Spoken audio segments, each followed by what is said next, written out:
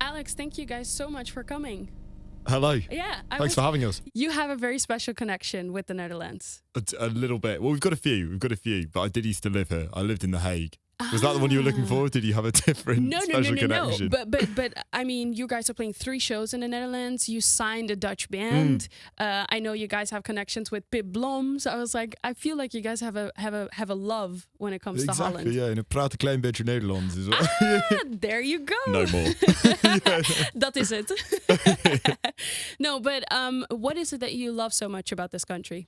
I think for us, we're always sort of surprised when people get the sense of humour, because it's quite a sort of unique, sort of slightly cynical take that we have on the world, I think. Yeah. And the Dutch seem to get it. I think it's quite blunt, it's quite dry. Yeah. So I think we've got a lot of common. Yeah. And also sort of the places we seem to end up playing feel quite like the places we grew up as well, in sort of sense that it's very suburban, a lot of it, and it's sort of quite boring, and there's a lot to romanticize around it, if you know what I mean. Yeah. Well, it's funny that you begin talking about like the humor that's in the music and the act of the band. I saw you guys were in the studio on Instagram recently. Is there new music coming?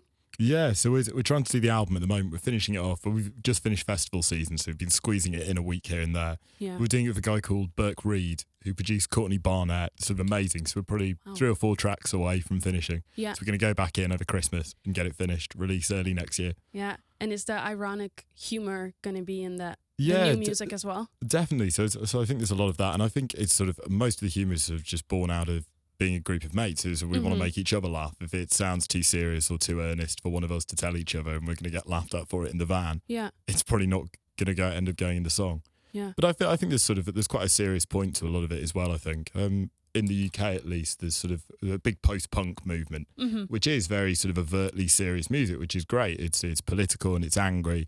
And I think for us, we've always tried to sort of more romanticize rather than be silly about things. It's about sort of taking very mundane aspects of life and trying to valorize them in some way. So people end up feeling uplifted from hearing the song or seeing a show. Yeah. Do you feel like people are taking music way too seriously?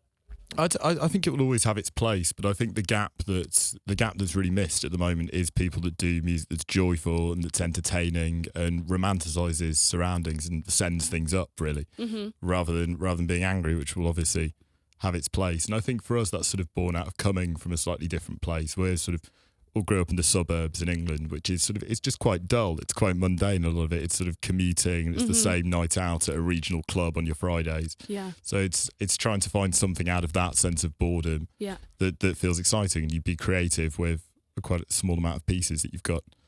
Yeah. And I mean, the band is getting bigger. It's more people start to know about you guys. You even went into the city last night, and somebody realized that he was speaking to a member of a sports team. Yeah, if that keeps happening, we'll be quite a small band quite quick, I think. But you guys as well. I mean, you guys have backed us sort of right from the start. We first played here, I think, Eurosonic not so long ago in Groningen. Yeah. And was it you guys have been amazing for us. You've obviously been playing M5 quite a lot, and it's brilliant. What is that transition like to being recognized on the streets? What was the I think I feel a lot worse this morning than had we not been recognised in the one bar we went into in New Tracks. Yeah. God, it's called Café de Stad, maybe. Yeah. We'll be back tonight, but I pinned my signature up behind the bar, so we'll be back. Yeah, and also, I mean, besides making music, you also started your own label. Why did you guys decide to start a label? Well, I think when you've got a band, I think people, especially a band, people want to buy into sort of a really holistic picture of what it is. They want to buy into sort of your lifestyle, of the social media. They want to buy into the clothes you're wearing. And for us, the label was sort of another way we could do that. We could say, because we talk quite a lot of trash about some other bands as well. So I think we had to have this wing that said, okay, right, there are some bands we love and we think are brilliant that aren't getting an airing, and we can put them out ourselves. Yeah. And one of them, the Dutch one, so Personal Trainer, we know Pip Blom quite well, who we toured with very, very early in the UK. Yeah. We were on the same little indie as them. And we played a show at Helicopterland, their rehearsal studio in Amsterdam, and we saw them come on. They came on first and we were like, this is incredible. They sort of sound like Pavement, and there's 12 of them on stage, and some of them play stuff, some of them don't really. And it's wild. And so we thought, right, we've got to get them out in London. But do you have the time to manage a label when you're also making music and you're touring so much and you're performing so much? Like, where do you find the time? Well, this is the thing. I think we get a lot of credit for running a label, but actually it's quite easy. They sort of do all the work. They do all the recordings, send them over to us. we press it into vinyls, then take all the credit at the end of the day, and we make it all about us. We call it a sports team release. And it's something they've worked on for a year. But no, we love it. It's brilliant. Well, Alex, thank you so much. And thank you for playing. We're going to listen to more live songs tonight. And enjoy the rest of your tour. Thanks very much. Yeah, cheers for backing us. Thanks.